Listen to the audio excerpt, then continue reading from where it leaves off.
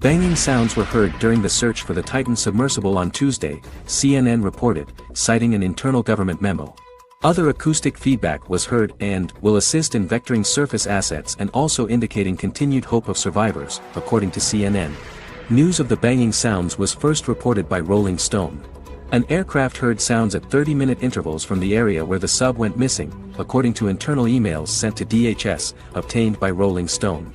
Rescuers searched a vast swath of the North Atlantic for a third day on Tuesday, racing against time to find a missing tourist submersible that vanished while taking wealthy passengers on a voyage to the wreck of the Titanic in deep waters off Canada's coast. The 21-foot-long Titan was built to stay underwater for 96 hours, according to its specifications, giving the 5 people aboard until Thursday morning before air runs out. 1 pilot and 4 passengers were inside the miniature sub early on Sunday when it lost communication with a parent ship on the surface about an hour and 45 minutes into its 2-hour dive. As Canadian and U.S. authorities stepped up the search, previous questions about the safety design and development of the submersible by its owner, U.S.-based OceanGate Expeditions, came to light. The wreck of the Titanic, a British ocean liner that struck an iceberg and sank on its maiden voyage in April 1912, lies about 900 miles (1,450 kilometers) east of Cape Cod, Massachusetts, and 400 miles (644 kilometers) south of St. John's, Newfoundland. U.S. and Canadian aircraft have searched more than 7,600 square miles of open sea, an area larger than the state of Connecticut, U.S. Coast Guard Captain Jamie Frederick told reporters at a press conference on Tuesday. The Canadian military has dropped sonar buoys to listen for any sounds that might come from the Titan, and a commercial vessel with a remote-controlled deepwater submersible was also searching near the site, Frederick said. Separately, a French research ship carrying its own deep-sea diving robot vessel was dispatched to the search area at the request of the U.S. Navy and was expected to arrive Wednesday night local time, the IFMA Research Institute said.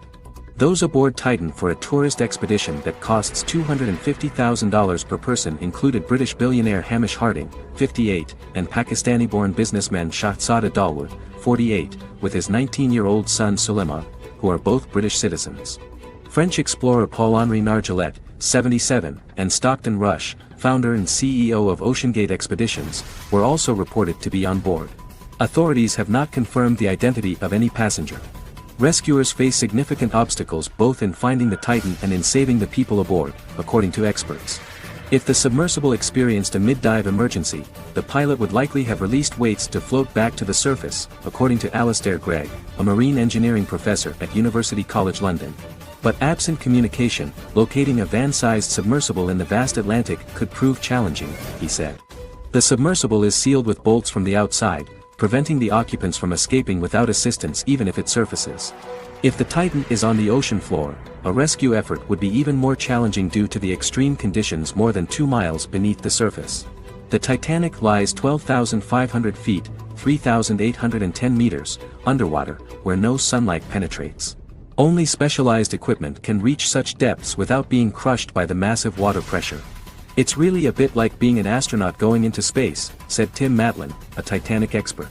I think if it's on the seabed, there are so few submarines that are capable of going that deep. And so, therefore, I think it was going to be almost impossible to effect a sub-to-sub rescue. Safety issues raised before. The ability of the tourist sub's hull design to withstand such depths was questioned in a 2018 lawsuit filed by OceanGate's former director of marine operations, David Lockridge, who said he was fired after he raised safety concerns about the vessel.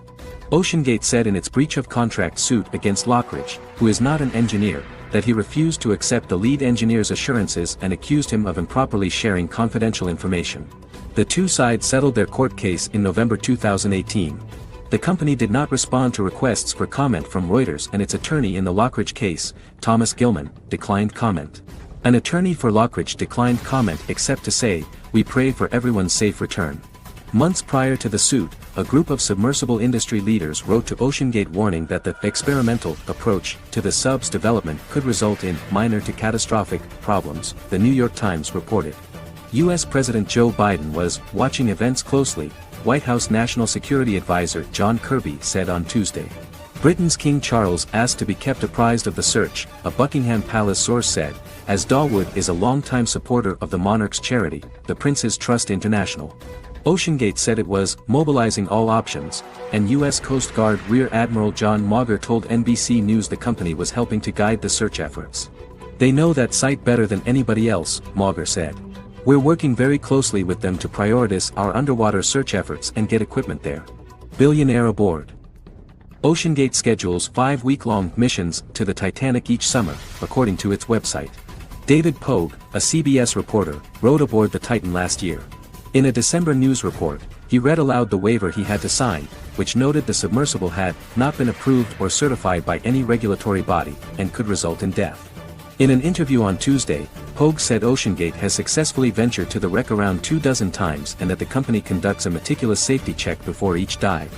"They treat this thing like a space launch," he said. Harding, a UAE-based businessman and adventurer who is chairman of Action Aviation, posted a message on Facebook on Saturday, saying, "This mission is likely to be the first and only manned mission to the Titanic in 2023. Fellow tourist Dawood is vice chairman of Engro, one of Pakistan's largest conglomerates. The sinking of the Titanic, which killed more than 1,500 people, has been immortalized in books and films, including the 1997 blockbuster movie Titanic, which renewed popular interest in the wreck.